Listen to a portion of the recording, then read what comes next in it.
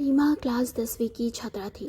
School में हर साल की तरह शिक्षक दिवस बड़े ही धूमधाम से मनाया जा रहा था। सब बच्चे अपने पसंदीदा अध्यापक को कार्ड और गिफ्ट दे रहे थे, लेकिन रीमा चुपचाप एक कोने में बैठी थी और एक कार्ड बना रही थी। उसकी सहेली ने पूछा, ये कार्ड किसके लिए? रीमा की आंखें भर आई और वो बोली, मेरी सबसे पहली टीचर के लिए। जो ये सुन उसकी सहेली चौंक गई, पर समझ गई। स्कूल से लौटकर रीमा सीधे अपनी माँ के पास पहुंची, जो कि कपड़े धो रही थी।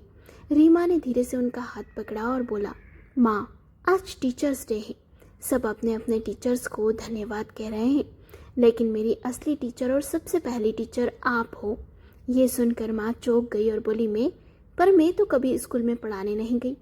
रीमा की आंखें नम थी। उसने कहा, माँ, जब मैं छोटी थी और शब्द पढ़ नहीं पाती थी तो आप घंटों मेरे साथ बैठकर मुझे ABCD रटाती थी। जब मैथ्स का सवाल समझ नहीं आता था तो आप रात भर जाग कर खुद सीखती और फिर मुझे समझाती थी। आपने मुझे सिर्फ किताबें नहीं, जिंदगी जीना भी सिखाया है। जब सब दोस्त मेरा मजाक उड़ाते थे तब आपने मुझे आत्मविश्वास सिखाया। माँ, आप ही मेरी पहली और प्यारी गुरु हैं। रीमा ने अपनी कॉपी में से एक छोटा सा कार्ड निकाला जिस पर लिखा था, हैप्पी टीचर्स डे माँ। ये देखकर माँ की आंखें भर आई। उन्होंने रीमा को गले से लगा लिया और कहा, बेटा, अगर मेरी मेहनत से तेरा रास्ता आसान हुआ है तो यही मेरे लिए सबसे बड़ा पुरस्कार है। उस पल दोनों रो पड़ी, पर इन आंसुओं में प्यार, कृतज्ञता और एक अटूट रिश्ता बह रहा था।